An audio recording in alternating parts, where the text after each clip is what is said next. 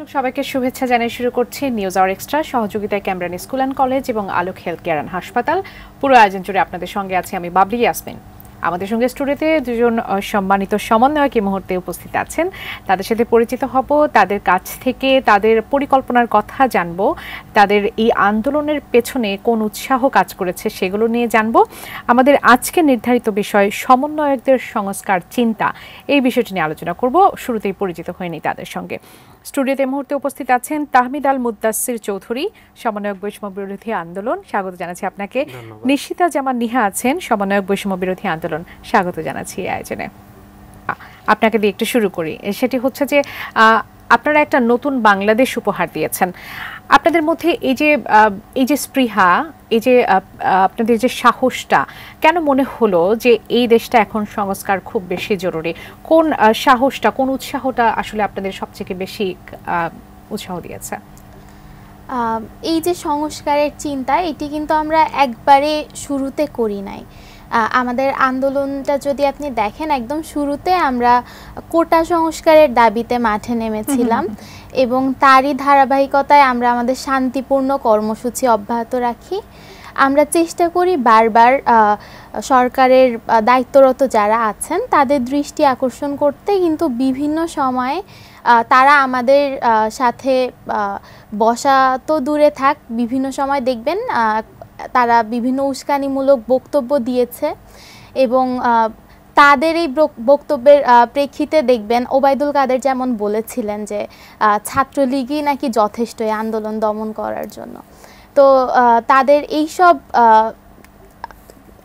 কর্মকাণ্ডের ফলে আমাদের আন্দোলন একটা সময় এদিকে মোড় নেয় এবং এদিকে মোড় নেয়ার জন্য আমাদের যে স্পৃহা বা যে সাহসটি কাজ করেছিল সেটি হচ্ছে আমরা এমন একটি বাংলাদেশ চাই যেখানে আমরা আসলে আমাদের কথাগুলো বলতে পারবো, আমাদের স্বাধীনতা থাকবে, আমরা আমাদের অধিকারের কথা বলতে পারবো। কোটা সংস্কার এটি আমার অধিকার, আমার অধিকারের প্রশ্নে আমি চাকরি পাবো, এটি আমার অধিকার। সেখানে যখন এই ধরনের কর্মকাণ্ডগুলো হয় সেটি আমাদের মনে ভীতি সঞ্চার করে এবং একটা পর্যায়ে গিয়ে যখন একদম ছাত্রলীগকে দিয়ে আমার ক্যাম্পাসে আমার ওপর হামলা হয়, সেখানে ছাত্রছাত্রী সবার ওপর, আমরা ওই দিন যেদিন আমরা রাস্তায় ছিলাম, ছাত্রীদেরকে একদম রক্তাক্ত করা হয়। আমাদের ভাইয়েরা যারা ছিলেন তারা এসে বলছিলেন আপু আমাদেরকে একটু বাঁচান। তারা আমাদের ভিড়ের মধ্যে বা ওড়নার পেছনে এসে লুকানোর চেষ্টা করছিলেন, কিন্তু ওই সময় পরিস্থিতি এমন ছিল যে আমরা সবাই ওই পরিস্থিতির শিকার হই। অর্থাৎ প্রত্যেকটা পদক্ষেপ যখন আসলে প্রত্যেকটা পরিস্থিতি সামনে এলো, তখন আপনাদের পরের স্টেপে যাওয়ার জন্য সেটি হয়তো বা উদ্বুদ্ধ করেছে, কিন্তু পুরো পরিকল্পনা সেভাবে ছিল না বলে আমাদের ছিল না। এবং একটি পর্যায়ে গিয়ে যখন এমন করা হচ্ছিল যে সবার ওপরে নির্বিচারে গুলি করা, আপনি দেখবেন আবু সাইদের বুক চিতিয়ে দেওয়ার যে ব্যাপারটা, সেটি কিন্তু আমাদের পুরো বাংলাদেশের মানুষকে সাহস জুগিয়েছে এবং আমাদের সাথে এক এক করে সবাই এসে যোগ দিয়েছে, দলমত নির্বিশেষে। রিকশাওয়ালা মামারা আমাদের সাথে দাঁড়িয়েছেন, আইনজীবী, ডক্টর, তারা সবাই এসে আমাদের সাথে দাঁড়িয়েছে এবং তারা এই আমাদের সাথে দাঁড়ানোর কারণটি কিন্তু এই যে সরকারের বিভিন্ন ভুল পদক্ষেপ, তারা কিন্তু চাইলে শুরুতে এই জিনিসটি নিয়ে আমাদের সাথে বসতে পারতেন এবং এটির একটি সমাধান হতে পারত, কিন্তু তাদের অসহযোগিতা এবং তাদের বল প্রয়োগ আসলে আমাদেরকে এদিকে ধাবিত করেছে। নিশ্চয়ই আরো গল্প শুনবো, আরো কথা শুনবো আপনাদের এই আন্দোলনের পেছনের। এটি আসলে ইতিহাসের পাতায় অবশ্যই লেখা থাকবে এবং আমরা সেটি হয়তোবা প্রতি বছর এলে বিশেষভাবে সেটি স্মরণ করব।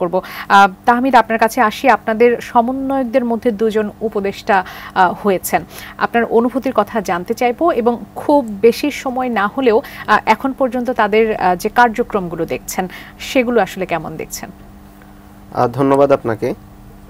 আমাদের মধ্য থেকেই দুজন উপদেষ্টা হয়েছে, এটি আসলে বাংলাদেশের ইতিহাসে একটা দৃষ্টান্ত হয়ে গেল। আসলে এত অল্প বয়সে কেউ মন্ত্রণালয় সামলেছে বলে আমি জানি না। তো এটি আসলে শুধু আমাদের জন্য না, এটি পুরো বাংলাদেশের জন্যই আসলে একটি নতুন ইতিহাসের শুরু।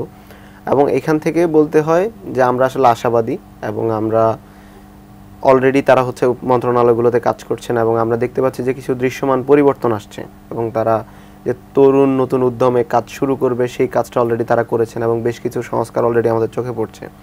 তো এই জায়গা থেকে আমরা আমাদের যে আশার জায়গাটা ছিল সেটি আরও বেশি বৃদ্ধি পাচ্ছে, আমাদের প্রত্যাশা আরও বেশি বৃদ্ধি পাচ্ছে এবং আমরা দেখতে চাই যে যখন আসলে এই সরকার তার দায়িত্ব হস্তান্তর করবে কোনো গণতান্ত্রিক সরকারের কাছে, আমরা দেখতে চাইবো যে এই দুটো মন্ত্রণালয় যাতে অন্য দুটো মন্ত্রণালয় থেকে আলাদা হয় এবং বাংলাদেশের মানুষ যে আশা এবং বিশ্বাসের জায়গা থেকে তরুণদের হাতে রাষ্ট্র দেখতে চেয়েছে সেটার যাতে একটা প্রতিফলন এখান থেকে হয় এবং আমরা আশা রাখি যে আমরা সেই প্রতিফলনটি দেখতে পারবো। একেবারে একটু জানতে চাইবো যে আপনাদের যে প্ল্যাটফর্ম বৈষম্য বিরোধী এই যে ছাত্র আন্দোলনের কোটা থেকে যেটা আসলে শুরু হলো, সেই আন্দোলনের এখন যে প্ল্যাটফর্মটি সেটা নিয়ে আসলে নানা ধরনের কথা আমরা শুনতে পাচ্ছি এবং আপনাদের পক্ষ থেকে সেটা পুনর্গঠনের কথা বলা হচ্ছে। সম্ভবত এখন পর্যন্ত 4টি ভাগে সেটাকে বিভক্ত করা হচ্ছে। সেটি নিয়ে নিশ্চয়ই একটু শুনবো। নিহা, আপনার কাছে আগে শুনে আসি। জি, এই প্ল্যাটফর্মকে ঘিরে নানা ধরনের কর্মকাণ্ড আমরা দেখতে পাচ্ছি যেটি অপ্রত্যাশিত। আমাদের তরফ থেকে কিন্তু আমরা বারবার বলছি, বা আমাদের সমন্বয়ক যারা আছেন তারা বারবার মিডিয়াতে বা ব্যক্তিগত জায়গায় দেখবেন ফেসবুক পোস্ট দিয়ে তারা জানিয়েছে যে এটি কিন্তু অপ্রত্যাশিত এবং আমরা এটি কখনো চাই না। কিন্তু আমরা যখন এই স্বাধীনতাটি অর্জন করলাম, এর আগ পর্যন্ত আমাদের সবার একটাই লক্ষ্য ছিল স্বাধীনতা অর্জন বা এই ফ্যাসিস্ট সরকারের পতন। কিন্তু এটি যখন হয়ে গেল, এর মধ্যে এসে কিন্তু বিভিন্ন সুবিধাবাদী গ্রুপ যা গোষ্ঠী যারা আছে তারা কিন্তু তাদের সুবিধাটি নেয়ার চেষ্টা করছে এবং আন্দোলনকে বিতর্কিত করার চেষ্টা করছে। আওয়ামী লীগের একটি অংশ আপনি দেখবেন তারা বিভিন্ন জায়গায় বিভিন্ন ধরনের অপতৎপরতা করতে গিয়ে আমরা কিন্তু দেখেছি তারা তাদের সরাসরি এটার সাথে সংযুক্তির যে ব্যাপারটা এটা আমরা দেখেছি। তো সেই জায়গা থেকে আমরা আসলে সচেতন আছি, কিন্তু এতগুলো জায়গা একসাথে কাজ করা এটি আসলে বৈষম্য বিরোধী ছাত্র আন্দোলনের কাজ কতটুকু, কারণ আমরা আমাদের জায়গা থেকে করে যাচ্ছি, কিন্তু যেটি হয়েছে রাষ্ট্রের প্রতিষ্ঠানগুলো কিন্তু এখনো ওইভাবে পুনর্নির্মাণ করা হয়নি এবং যেগুলো একদম ভেঙে পড়েছিল বিগত 15 বছরে। তো সেইগুলো পুনর্নির্মাণের আগ পর্যন্ত হয়তো আমাদের সাময়িক অসুবিধা হবে, কিন্তু এখান থেকে উত্তরণ সম্ভব। এবং আমাদের আপনি যে বলছিলেন 4টি উইং গঠন করা হয়েছে বা 4টি সেলে ভাগ করা হয়েছে, তারা কিন্তু তাদের জায়গা থেকে কাজগুলো করে যাচ্ছে এবং ভবিষ্যতে হয়তো আরও সংগঠিত উপায়ে আপনারা দেখতে পাবেন এই আমাদের কার্যক্রমগুলো এবং তখন হয়তো এই জিনিসগুলোকে আরও কমিয়ে নিয়ে আসা সম্ভব। তাহমিদ, 4টি উইং এর কথা বলছিলেন নিহা, যেমন করে অর্গানাইজিং উইং এর কথা আমরা দেখতে পাচ্ছি, program implementation wing, media and communication wing এবং অথরাইজেশন। অর্থাৎ আপনাদের যে কাজের পরিধি সেটি যেহেতু কিছু কিছু জায়গা থেকে বিতর্ক সৃষ্টি হচ্ছে, অনেকে সুযোগ নেবার চেষ্টা করছে, সেখান থেকেই তো এই ধারণা যাতে শৃঙ্খলিতভাবে আপনারা কাজ করতে পারেন। এই উইংগুলো নিয়ে যদি একটু বলেন। আচ্ছা, আসলে প্রত্যেকটা বিপ্লবের পরেই আপনার যে প্ল্যাটফর্মটা থাকে সেই প্ল্যাটফর্ম আসলে নতুন করে অনেক মানুষ যুক্ত হতে শুরু করে। আপনি দেখবেন যে আসলে প্রত্যেকটা বিপ্লবের পরবর্তী সময়ে আসলে যেসব মানুষগুলো এই আন্দোলনের সাথে সরাসরি জড়িত ছিল না বা সুযোগ সন্ধানী এবং সরাসরি বিপরীতে যাদের অবস্থান ছিল, তারা সেই প্ল্যাটফর্মগুলোর পার্ট হতে চায়, কারণ আসলে কেউই পরাজিতদের দলে থাকতে চায় না। তো আমাদের এই প্ল্যাটফর্মটাও তার ব্যতিক্রম না এবং আমরা দেখতে পেয়েছি এই প্ল্যাটফর্ম ইউজ করে অনেকেই চাঁদাবাজি থেকে শুরু করে আরও অনেক ধরনের কাজগুলোতে তারা জড়াচ্ছে।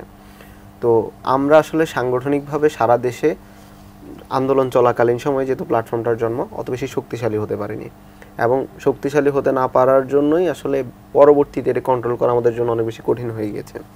তো সেই প্ল্যাটফর্মটাকে আবার পুনরায় জাগ্রত করা এবং যারা হচ্ছে এই যে বাহির থেকে এসে যে সমস্যাগুলো করছে সেগুলোকে যাতে আমরা নিয়ন্ত্রণ করতে পারি বা আমরা দাবি করতে পারি যে এরা আমাদের অংশ না, এদের বিরুদ্ধে আইনি ব্যবস্থা নেওয়া হোক, সেই জন্য আমাদের আসলে যে সাংগঠনিক দক্ষতাটা এখন তৈরি করা দরকার বা সাংগঠনিকভাবে শক্তিশালী হওয়া প্রয়োজন, সেই জন্যই মূলত এই কমিটিটা করা হয়েছে। ঠিক আছে, এখানে 4টা সেলে ভাগ করা হয়েছে এবং প্রত্যেকটা সেলেরই আলাদা আলাদা কাজ নির্দিষ্ট করে দেওয়া হয়েছে। তো খুব দ্রুত সময়ের মধ্যেই আপনারা এই সেলগুলোর যে কার্যক্রম সেটা দেখবেন এবং এই সেলগুলোর যে আসলে কোন প্রেক্ষাপট থেকে তৈরি হয়েছে তার যে এফেক্টিভনেস সেটা হচ্ছে আপনারা এই সেলের আন্ডারে আসলে কাজ করবে কি গোটা বাংলাদেশ থেকে? আসলে এই সেলগুলো আপাতত প্রাথমিকভাবে তৈরি করা হয়েছে, যেখানে আমাদের যে প্রাথমিক যে গোলটা আছে, আমাদের যেমন মিডিয়া টিম, আমরা মিডিয়াগুলোকে ব্রিফ করা, তাদেরকে ইনফর্ম করা এবং অথরাইজেশন যে হচ্ছে বিভিন্ন দেশের বিভিন্ন জায়গা থেকে যে ছোটখাটো কমিটি বা হচ্ছে যেসব উপকমিটিগুলো তৈরি হচ্ছে তাদেরকে অথরাইজড করা এবং অর্গানাইজিং যেটি হচ্ছে আমাদের ইন্টারনালি যাতে আমরা আমাদের দেশের বিভিন্ন জায়গাগুলোর সাথে কানেক্ট করতে পারি এবং আমাদের যেই কার্যক্রমগুলো আমাদের যে কেন্দ্রীয় কর্মসূচিগুলো সেগুলো যাতে আমরা বাস্তবায়ন করতে পারি। অন্যদিকে একটা ইমপ্লিমেন্টেশন টিম আছে, সেই টিমটা হচ্ছে ঢাকা সহ দেশের অন্যান্য জায়গাগুলোতে কর্মসূচিগুলো কিভাবে ইমপ্লিমেন্ট করতে হবে এবং কিভাবে সেগুলোকে বাস্তবায়ন করা যায় সেই জিনিসগুলো নিয়ে কাজ করছে। প্রাথমিকভাবে এটি শুরু করা হচ্ছে এবং যদি এটি ভালোভাবে আগানো যায় তাহলে হয়তোবা এটি আমরা বিস্তৃতভাবে দেখতে পারবো। নিহা, আপনার কাছে আসি, সেটি হচ্ছে যে কিছু অনিয়ম বা কিছু কাজের কথা আসলে যদি আমরা বাদও দিই, কিছু বিষয় নিয়ে আলোচনা করতেই হয়। সেটি হচ্ছে যে আমরা বেশ কিছু বিশ্ববিদ্যালয় থেকে সমন্বয়হীনতা বলি বা নিজেদের মধ্যে বোঝাপড়ার সমস্যার কথা বলি, সেখান থেকে বেশ কিছু সমন্বয়ক সহ সমন্বয়কে আমরা পদত্যাগের কথা জানতে পেরেছি। সেটা থেকেও কি এই যে নতুন করে উইং তৈরি করা হলো সেই তাগাদাটা কি এখান থেকেও এসেছে? এই পদত্যাগের কারণগুলো আসলে পেছনে কি মনে করছেন, মতবিরোধটা কেন তৈরি হলো? আসলে যে জায়গা থেকে পদত্যাগগুলো করেছে বা যারা করেছে তাদের ব্যাপারে তারা কিন্তু এখানে যারা কাজ করছেন তাদের সাথে এক প্রকার যোগাযোগ না করেই করেছেন। তো তারা কেন এটি করেছেন এবং তাদের মধ্যে সমস্যা কি ছিল সেগুলো তারা স্পষ্ট করেননি, এবং অনেক ক্ষেত্রে দেখা গিয়েছে যারা পদত্যাগ করেছে তারা হয়তো সরাসরি ওই সময় আসলে তারা কতটুকু কাজ করেছে বা কতটুকু তারা এটির সাথে জড়িত ছিল এটিও দেখার দাবি রাখে। তবে আমাদের যে প্রচেষ্টা এটাকে সংগঠিত করার, সেটি আসলে এই জায়গা থেকে সরে এসেও কাজগুলো যাতে আমরা সঠিকভাবে করতে পারি এবং এই অনিয়ম বা হচ্ছে বিভিন্ন ধরনের যে অভিযোগগুলো আমরা পাচ্ছি চাঁদাবাজি থেকে শুরু করে এইগুলো যেন বন্ধ করা যায়, সেগুলোর জন্যই আমরা আসলে এটি করেছি। আচ্ছা, সেখানে আসলে প্রশ্ন যেটি চলে আসে অনেকের মধ্যে এই ধরনের বিশ্লেষণ মানে এই ধরনের কথা তারা বলছেন যে আমাদের দাবি এক দফা ছিল না, আমাদের ছিল কোটা সংস্কার আন্দোলন। সেখান থেকে যখন দাবি এক দফা হয়ে গেল সেই কারণ দেখিয়েও অনেক সমন্বয়ক সহ সমন্বয়ক আসলে পদত্যাগের কথা চিন্তা করছেন। এটিকে আপনি আসলে কিভাবে ব্যাখ্যা করবেন? আসলে যারা এটি বলছে তাদের কাছে এই প্রশ্নটি আসলে থেকে যায় যে তারা আসলে কোটা সংস্কার চেয়েছিল, তারা যে বলছে এক দফা চায়নি, তাহলে তারা কি এই ধরনের ফ্যাসিস্ট সরকারের আমলে থেকেই তারা মানে পুরো জিনিসটাকে কি তারা ঠিক করতে পারতো কিনা? কারণ তারা যে বলছে তারা কোটা সংস্কারটি চেয়েছিল, এই কোটা সংস্কারের জন্যই আমাদের রাজপথে যে অবস্থান এবং আমরা দীর্ঘদিন 1 মাসের বেশি সময় ধরে আমরা ছিলাম। তো এই সরকার তো সেখানে তারা ব্যর্থ হয়েছে। তারা এই যে কোটা একটা যৌক্তিক সংস্কার করতে প্রাথমিকভাবে আমরা পরে দেখেছি যখন আন্দোলন একদম তুঙ্গে সেই সময় এসে বাধ্য হয়ে তারা এদিকে নজর দেয়, তার আগ পর্যন্ত কিন্তু তারা এটি করেনি। এবং সেখান থেকে শুরু করে সব জায়গায় আপনি দেখবেন যে এই সরকারের যে বিভিন্ন প্রতিষ্ঠানগুলো ভেঙে পড়েছিল, তারা কিন্তু তাদের জায়গা থেকে প্রতিষ্ঠানগুলো স্বাধীনভাবে ফাংশন করতে পারতো না। আইন বিভাগ, নির্বাহী বিভাগ, বিচার বিভাগ, আপনি যেটির কথাই বলেন না কেন কোনোটি আসলে ওইভাবে কার্যকর ছিল না।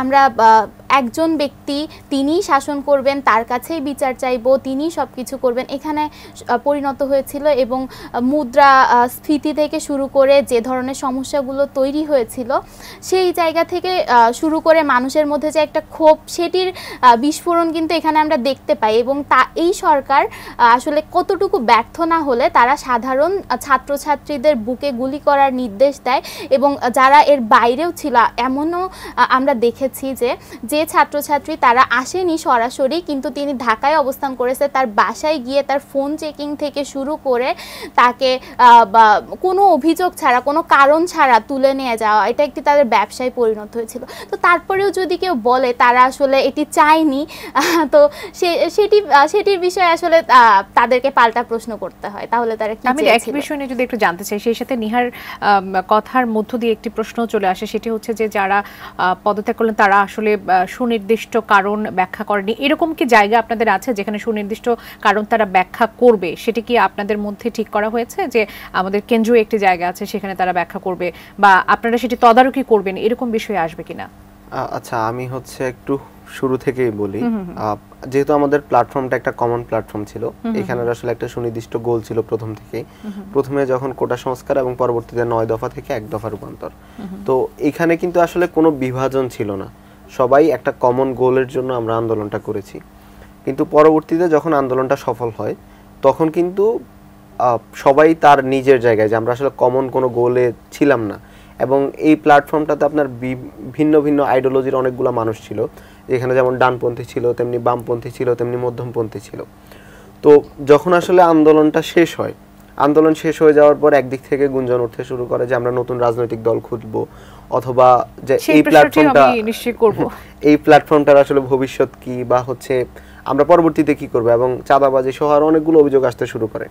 তো আমাদের প্রথম দিক থেকে, একদম প্রথম দিন থেকে আমরা এই বিষয়গুলোতে একদমই স্ট্রিক্ট ছিলাম যে যারা এই কাজগুলো করছে সে যদি আমাদেরও হয় বা আমাদের বাহিরেরও হয়, তার বিরুদ্ধে ব্যবস্থা নেওয়া হবে। এবং সরকার এবং প্রশাসন তাদের যে ধরনের ইনফরমেশন প্রয়োজন, যে ধরনের সাহায্য প্রয়োজন, সবকিছুই করতে আমরা রাজি আছি। তো এখানে আসলে যারা পদত্যাগ করছে তাদের মধ্যে যেমন একটা গ্রুপ আছে যারা আমাদের থেকে, অর্থাৎ ভিন্ন আইডিওলজি হিসেবে তারা ফিল করছে যে আমাদের এখানে থাকা উচিত না, বা এই প্ল্যাটফর্মটা একটা পলিটিক্যাল দিকে যেতে পারে, বা অন্য কিছু, যে আমার এই প্ল্যাটফর্মটার যেটা গোল ছিল যে এই সরকারকে হটানো, সেটি যেহেতু অ্যাচিভ হয়ে গেছে, তাহলে আমার এখানে আর থাকার প্রয়োজন নাই, কাজ শেষ। তো এটি চিন্তা করেও কিন্তু অনেক সমন্বয়ক পদত্যাগ করেছেন। আপনি যদি দেখেন যে আমাদের আসলে সমন্বয়কদের মধ্যে একটা অংশ পদত্যাগ করলো, আরেকটা অংশ কিন্তু আছে। এবং বিভিন্ন সময় দেখা যাচ্ছে যে কখনো কখনো তারা ছোটোখাটো কোনো ইস্যু বা বিষয়ের জন্য ক্ষোভের থেকেও এই ডিসিশনগুলো নিচ্ছেন। তো এই ডিসিশনগুলোকে আসলে আমি মানে আলাদাভাবে দেখি না, এটা আসলে একটি সাধারণ বিষয়। যে কোনো মুভমেন্টে কিংবা হচ্ছে রাজনৈতিক দল বলেন, অরাজনৈতিক দল বলেন, সেখানে এই ধরনের ছোটোখাটো ভুল বোঝাবুঝি বা ফ্র্যাকশন থাকতেই পারে, এবং মানুষ হচ্ছে সেখান থেকে বের হয়ে যেতে পারে। আমার মনে হয় না এটা আসলে বড় ধরনের কোনো কনসার্ন হওয়া উচিত। সেটা কি আপনারা মানে তারা করতে পারে, আপনারা একটু সহজভাবেই দেখছেন যে যার ইচ্ছা সে পদত্যাগ করতে পারে, যার ইচ্ছা সে এই প্ল্যাটফর্মটার আমরা এখনো বলছি যে আমাদের যে মূল লক্ষ্যটা ছিল সংস্কার করা, অর্থাৎ এই আন্দোলন পরবর্তী আমরা যেটি এখন সচরাচর বলি যে আমাদের বিপ্লব আসলে মাত্র শুরু হলো, এটা শেষ হয়নি। আমরা সেই জন্য আহ্বান করব যে এই প্ল্যাটফর্মটাতে আমরা সবাই থাকি, এবং এই প্ল্যাটফর্মের যে গোলটা, সেই গোলটা আসলে আমরা এর আগে যেভাবে সবাইকে একটি কমন জায়গায় এক করতে পেরেছিলাম, সেটা যদি আমরা করতে না পারি, আমরা কিন্তু আমাদের গোলটা অ্যাচিভ করতে পারবো না। এবং এই যে শহীদেরা তাদের আত্মত্যাগ, সেটি আমরা কখনো অর্জন করতে পারবো না, যার জন্য তারা আত্মত্যাগটি করেছে। তো সেই জন্য আমি আহ্বান করব যে আমাদের মধ্যকার যে বিভেদগুলো আছে সেগুলোকে ভুলে আমরা আমাদের যে কমন গোলটা আছে সেই গোলটার জন্য কাজ করি, আমাদের বাংলাদেশি পরিচয়টার জন্য কাজ করি। তো এটি হচ্ছে তাদের প্রতি আমার মেসেজ, এবং বৈষম্য বিরোধী ছাত্র আন্দোলনের মেসেজ। আচ্ছা, বার্তা দেবাটাই ঠিক আছে, মানে আপনারা এখানে আসলে ফোর্স করার কিছু নাই, বা সেন্ট্রাল আলাদা কোনো বিষয় নাই যেখানে তাদেরকে এটি নিয়ে তদারকি করা বা জবাবদিহিতার এরকম কোনো বিষয়গুলো আসলে এখানে নাই। তাদের কাছে তো সবসময় সুযোগ আছে, তাদের যদি কোনো নির্দিষ্ট অবজেকশন থাকে, আমরা সেন্ট্রালে যারা আছি, ইভেন আপনার যারা স্থানীয় সমন্বয়ক আছে, তারাও কিন্তু চাইলে আমাদের কাছে কোনো একটা বিষয় প্রশ্ন করতে পারে বা জবাবদিহিতা চাইতে পারে যে কেন আমাদের নাম ব্যবহার করে এই ধরনের কাজ হচ্ছে, তাদের স্পেসিফিক অভিযোগের ভিত্তিতে সেটা তারা করতে পারে, তারা সেটা চাইতে পারে, সেই সুযোগটা আছে। তো তাদের পক্ষ থেকে আসলে আমি যতটুকু জানি, বা আমার সাথে ব্যক্তিগতভাবে কেউ রিচ করেনি, এবং আমার আশেপাশে আমি এমন কিছু শুনিনি তারা কোনো একটা স্পেসিফিক অবজেকশন নিয়ে বা অভিযোগ নিয়ে আমাদেরকে রিচ করেছে। তাহমিদ, আপনার কাছেই আসি। যে বিষয়টি নিয়ে একটু কথা বলতে চাই সেটি হচ্ছে যে নানা ধরনের সংকট থেকে আপনারা 4টি উইং এর কথা চিন্তা করছিলেন যাতে সুশৃঙ্খলভাবে কাজ করা যায়। কিছু সমস্যা তার মধ্যে বিশেষ করে আমরা দেখেছি যে বিভিন্ন প্রতিষ্ঠানে ঢুকে গিয়ে জেরা করা, তদন্ত করার কথা বলা বা পদত্যাগ করতে বাধ্য করা। বিশেষ করে আমরা গত কয়েকদিনের যে ঘটনা দেখেছি, স্কুল শিক্ষিকা বা প্রধান অধ্যক্ষ যারা আছেন বা উপাচার্য আছেন তাদেরকে ফোর্স করা হচ্ছে। এমনকি আমরা একেবারে সুনির্দিষ্ট করেও যদি বলতে চাই, আমরা একজন শিক্ষিকাকে দেখেছি, তাকে স্কুলে, ঢাকার আজিমপুর গভর্নমেন্ট গার্লস স্কুলে তাকে গাছের সঙ্গে বেঁধে তাদেরকে পদত্যাগের জন্য তাকে ফোর্স করা হচ্ছে। এই বিষয়গুলোকে নিয়ে আপনারা আসলে কি বলবেন এবং সেখানে করণীয়টা কি? আসলে এই বিষয়গুলো পুরোপুরি অপ্রত্যাশিত। আমরা আসলে একটি সংস্কারের স্বপ্ন দেখি, কিন্তু আসলে সেই সংস্কার কখনো জিম্মি করে না। এবং আপনি যদি জানেন, আপনি যদি খোঁজ নেন তাহলে হচ্ছে জানতে পারবেন। অলরেডি আমার কাছে অনেকগুলো ইনফরমেশন আছে বিভিন্ন স্কুল কলেজের, কুমিল্লা কালেক্টরেট কলেজ থেকে শুরু করে আর অনেকগুলো কলেজের। তো সেই বিষয়গুলো হচ্ছে, কোনো একজন শিক্ষক যিনি দীর্ঘদিন থেকে অধ্যক্ষের দায়িত্ব পালন করছেন, তার বিরুদ্ধে দেখা যাচ্ছে যে আগে থেকে কোনো শিক্ষকের কিংবা অন্য কোনো অভিযোগ ছিল, এবং বর্তমান সময়ে যেহেতু হচ্ছে একটি সুযোগ তৈরি হয়েছে, একটি নতুন হিড়িক পড়েছে কিভাবে জিম্মি করে এই ধরনের দাবিগুলো আদায় করা যায়, তার সুযোগ নিয়ে একটা গ্রুপ করছে, তারা ম্যামকে বাধ্য করছে বা হচ্ছে টিচার যিনি আছে তাকে বাধ্য করছে যাতে পদত্যাগ করানো হয়। তো এই বিষয়গুলো আসলে আন্দোলনের সাথে খুব বেশি সম্পৃক্ত না, বরং হচ্ছে তাদের যে পূর্ব শত্রুতা আছে বা পূর্বের কোনো ইস্যু, দুর্নীতির অভিযোগ বা হচ্ছে অন্য কোনো ইস্যুগুলো আছে, সেই ইস্যুগুলোকে তারা সামনে রেখে এবং আন্দোলনের নাম দিয়ে তারা হচ্ছে এই সুযোগটা নিচ্ছে। আমরা হচ্ছে আমার কাছে বেশ কিছু স্কুল কলেজ থেকে স্টুডেন্ট এবং টিচারদের সাথে আমার যোগাযোগ হয়েছে এবং বেশিরভাগ ক্ষেত্রেই দেখা যাচ্ছে যে যিনি প্রধান শিক্ষক ছিলেন তিনি হয়তো এই আন্দোলনের সময় নীরব ছিলেন, অথবা তিনি সরাসরি বা অপ্রকাশ্যে থেকেও আন্দোলনকে সাহায্য করেছেন। তো তাদের ক্ষেত্রে আবার কিছু কিছু ক্ষেত্রে কিছু শিক্ষক ছিলেন যারা সরাসরি আন্দোলনের বিরোধিতা করেছিলেন এবং শিক্ষার্থীদেরকে এরকম থ্রেট দিয়েছেন যে যারা আন্দোলনে যাচ্ছে তাদেরকে টিসি দিয়ে বের করে দেওয়া হবে। তো এই সবগুলো ক্ষেত্রকেই তারা হচ্ছে কাজে লাগাচ্ছে এবং স্টুডেন্টদের একটা গ্রুপকে শিক্ষকের বিরুদ্ধে উস্কে দেওয়া হচ্ছে যাতে তারা টিচারদের বিরুদ্ধে এই আন্দোলনগুলো করে। এবং আমরা অনেক ক্ষেত্রে দেখেছি অনেক শিক্ষকরা আসলে বাহির থেকে বিভিন্ন পলিটিক্যাল গ্রুপের হেল্প নিচ্ছে, রাজনৈতিক দলের। আমাদের কাছে বেশ কিছু স্পেসিফিক অভিযোগ আছে যেখানে এই ধরনের ঘটনা ঘটেছে, যে বাহির থেকে কোন একটি রাজনৈতিক দলের লোকজন এসে তারা ওই শিক্ষককে ফোর্স করছেন। এমনকি আমরা সেই রাজনৈতিক দলগুলোকে কিন্তু দেখছি এখন এই সুযোগে চাঁদাবাজি করা, দখল করা এবং বিভিন্ন জায়গায় গিয়ে মানুষকে ব্যক্তিগত যে আক্রোশের জায়গাটি বলছিলেন সেই আক্রোশের সুযোগগুলো তারা এখন আসলে নিচ্ছে। জি, আসলে এই বিষয়টি বর্তমানে আমাদের ল অ্যান্ড অর্ডার অনেক বেশি দুর্বল হয়ে গিয়েছে। স্বৈরাচার পরবর্তী সময়ে আমরা দেখেছি যে তারা আসলে আমাদের সিস্টেমগুলোকে অনেক বেশি করাপ্ট করে ফেলেছে এবং খুব স্বাভাবিকভাবেই মানুষের রাগ গিয়ে ওই প্রতিষ্ঠানগুলোর উপর পড়েছে। যেটা আসলে যদি আমরা মানুষকে প্রথম থেকে আমাদের নির্দেশনা ছিল কেউ আইন তার নিজের হাতে তুলে না আনিক এবং সকলে আসলে আইনের প্রতি শ্রদ্ধাশীল হবে এবং তাদের বিরুদ্ধে পরবর্তীতে অ্যাকশন নেওয়া হবে। তো আপনারা জানেন যে আসলে বর্তমানে আইনি প্রক্রিয়া যেসব পুলিশ থেকে শুরু করে যারা এগুলোর সাথে জড়িত ছিল তাদের বিরুদ্ধে অ্যাকশন নেওয়া হচ্ছে, কিন্তু সাধারণ মানুষের আইন নিজের হাতে তুলে নেওয়া কিংবা হচ্ছে এই যে এখন অন্যান্য যে ঝামেলাগুলো হচ্ছে যে আমরা সরাসরি আইনের এই শাখাগুলোকে যে টার্গেট করেছি, ফলাফল হিসেবে দেখা যাচ্ছে ল অ্যান্ড অর্ডার অনেকটাই ভেঙে পড়েছে এবং দেশে অনেক ধরনের সমস্যা দেখা দিচ্ছে এবং পুলিশও কিন্তু সাহস করে কাজে নামতে পারছে। পুলিশও এখন আসলে সেইভাবে আগের মতো শক্তিশালী অবস্থানে নাই। তো এখানে আসলে সাধারণ মানুষ যতটা না দোষী, তার থেকে বেশি দোষী কিন্তু আমাদের আগের সরকার। আগের যে স্বৈরাচারী সরকার ছিল তারা এই প্রতিষ্ঠানগুলোকে সম্পূর্ণ নিজেদের দলদাসে পরিণত করেছে এবং খুব স্বাভাবিকভাবে স্বৈরাচার যাওয়ার পরে তার ফুটপ্রিন্ট কিন্তু ওই যে গোষ্ঠীগুলো আছে বা ওই যে প্রশাসনের অংশগুলো আছে, শাখাগুলো আছে, তারাই বহন করছে এবং খুব স্বাভাবিকভাবে মানুষের রাগ ওদের উপর গিয়ে পড়েছে। তো আমরা আসলে এটিকে সমর্থন করি না, কোনোভাবেই এটি সমর্থনযোগ্য নয় এবং এর ফলাফল হিসেবে আমরা দেখতে পাচ্ছি যে বর্তমানে অনেকগুলো সমস্যা দেখা দিচ্ছে। তো যারা এই চাঁদাবাজিগুলো করছে এবং যারা এই ধরনের জবরদখলগুলো করছে তাদের বিরুদ্ধে আমাদের অবস্থান একদমই পরিষ্কার যে আমরা ধীরে ধীরে, যেহেতু এখন আমাদের ল অ্যান্ড অর্ডার পুরোপুরি আমরা বাস্তবায়ন করতে পারিনি, যখনই এটি আগের অবস্থায় ফিরতে শুরু করবে তাদের বিরুদ্ধে আমরা আবার অ্যাকশন নেওয়া শুরু করব এবং তাদের বিরুদ্ধে আমরা আহ্বান করব সাধারণ মানুষকে তারা যাতে আইনি প্রক্রিয়ায় এদেরকে মোকাবেলা করে এবং যেসব শিক্ষকদের বিরুদ্ধে এখন জোর করে এইভাবে পদত্যাগ করানো হচ্ছে, আমরা যাদের বিরুদ্ধে দুর্নীতির অভিযোগ আছে যেসব শিক্ষকদের বিরুদ্ধে, আমরা প্রথম থেকেই বলেছি আপনারা আইনি প্রক্রিয়ায় যান। কারণ হচ্ছে আমি এভাবে মব দিয়ে কখনো জাস্টিফাই করতে পারবো না বা প্রমাণ করতে পারবো না, কতদিনই বা চলতে পারে এইভাবে, আসলে প্রমাণ করতে পারবো না যে আসলে তিনি কি দুর্নীতি করেছেন কি করেন নাই, কারণ মব জাস্টিস দিয়ে কখনো সেটা প্রমাণ করা সম্ভব না। তো সেই জন্য আমরা সবাইকে আহ্বান করব যে আপনারা আসলে এই পরিস্থিতিতে আমাদের সরকারকে সাহায্য করাটা আমাদের জন্য বেশি গুরুত্বপূর্ণ। আপনারা জানেন যে স্বৈরাচার পরবর্তী এখন যে সরকারটি গঠিত হয়েছে এই সরকারের সামনে অনেক বেশি চ্যালেঞ্জ, একদম দেশি বিদেশি। আপনারা হচ্ছে ভারতের রিসেন্ট অ্যাক্টিভিটিগুলো যদি দেখেন যে আমাদের উপর অনেক ধরনের প্রেশার তৈরি করা হচ্ছে, বন্যার পানি থেকে শুরু করে আমরা দেখেছি যে বাঁধ খুলে দেওয়া হচ্ছে, নদীর বাঁধ খুলে দেওয়া হচ্ছে, সেই সাথে সাথে আদানি গ্রুপ তাদের বিদ্যুৎ সরবরাহ করা বন্ধ করে দিচ্ছে এবং আমাদের সামনে কিন্তু এই যে পেঁয়াজ, চিনি, এগুলোর চ্যালেঞ্জগুলো কিন্তু মাথায় চলে আসছে। চ্যালেঞ্জগুলো কিন্তু আমাদেরকে সামনে নিতে হবে। তার মানেটা হচ্ছে আমাদের সামনে খুবই কঠিন একটা পরিস্থিতি অপেক্ষা করছে। এই মুহূর্তে আমাদের দেশের ভিতরে এই ধরনের বিশৃঙ্খলাগুলো না করে আমরা আসলে আমাদের দেশকে এখন স্বাভাবিক হতে দেওয়া উচিত। আমাদের যে দাবি দাওয়াগুলো আছে, যদি আমাদের দেশ বাঁচে, আমরা যদি এই দেশটাকে যদি এখন সেভ করতে না পারি তাহলে আসলে কারো দাবি দাওয়াই কখনো পূর্ণ হবে না। তো আমাদের মূল টার্গেট হওয়া উচিত এখন এটাই যে আমরা যে কোনো মূল্যে যে কেওয়াসগুলো হচ্ছে সেগুলোকে বন্ধ করা, আমাদের শিক্ষা প্রতিষ্ঠানগুলোকে পুনরায় চালু করা, অ্যাক্টিভ করা এবং দেশের সার্বিক পরিস্থিতিকে একটা নিয়ন্ত্রণের মধ্যে নিয়ে আসা, সাধারণ অবস্থার মধ্যে নিয়ে আসা, স্বাভাবিক করা। নিহা, আপনার কাছেও শুনি একই বিষয় নেই, ছাত্র জনতা নাম দেওয়া হচ্ছে, এখনো যা কিছু হচ্ছে বলা হচ্ছে ছাত্র জনতা করছে বা জনতা করছে, তারা তো আসলে ছাত্র না, জনতাও না, এটা তো নিশ্চয়ই আপনারা বলবেন।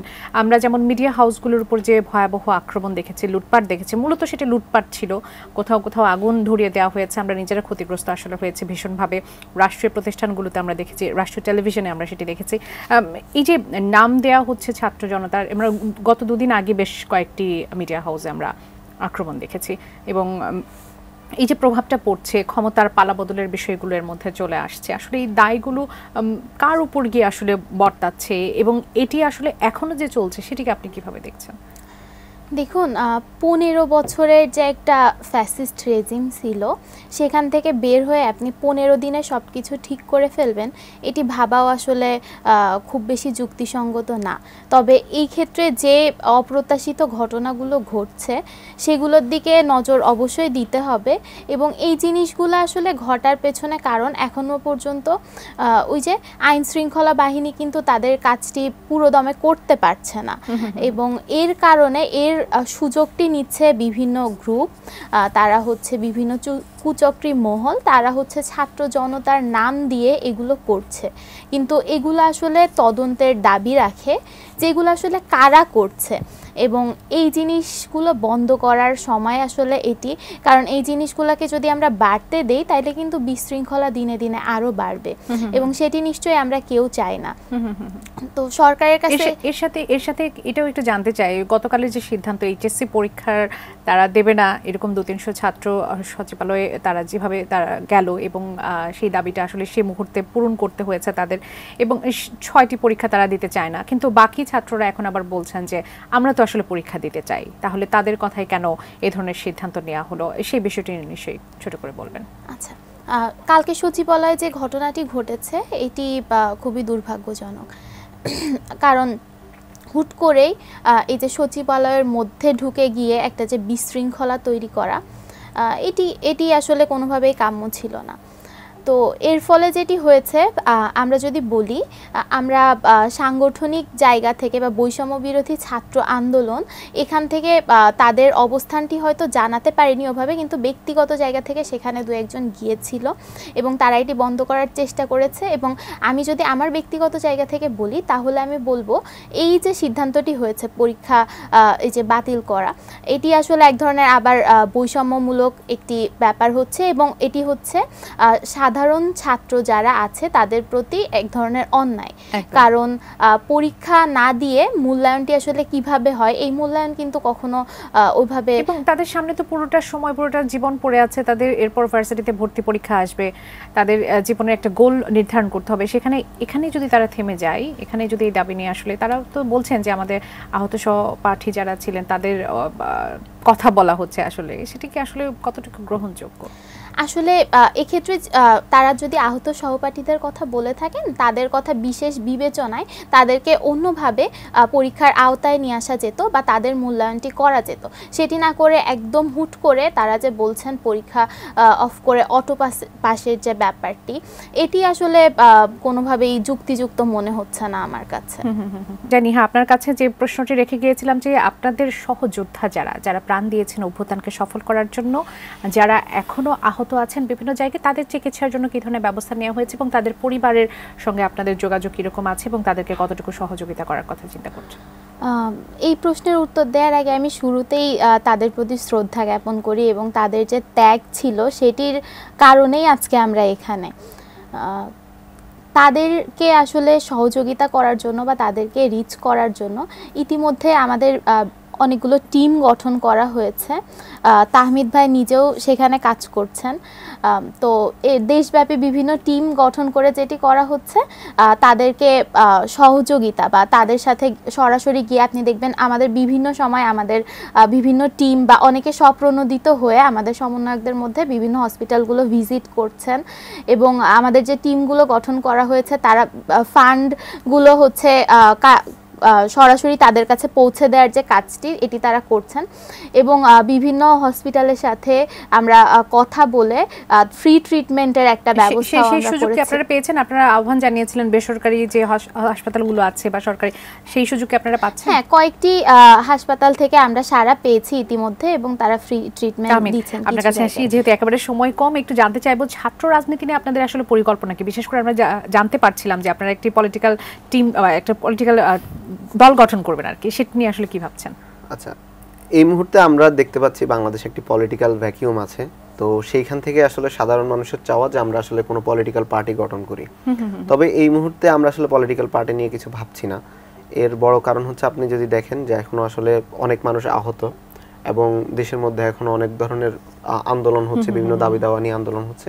এই প্রত্যেকটা বিষয় কিন্তু আমাদেরকে মিডিয়েটরের ভূমিকা পালন করতে হচ্ছে এবং আহতদের সেবা করতে করতেই কিন্তু আমাদের অনেক বেশি সময় যাচ্ছে। তাদেরকে মেডিকেল টিম গঠন করা থেকে শুরু করে অন্যান্য যতগুলো বিষয় আছে, যে ফান্ডিং এবং তাদের দেখাশোনা, সরকার উদ্যোগ নেওয়ার পরেও কিন্তু এখনো অনেক মানুষ আছে যারা হচ্ছে ধরাছোঁয়ার বাহিরে, যাদেরকে হচ্ছে আমরা কোনো ধরনের ট্রিটমেন্ট পৌঁছাতে পারছি না।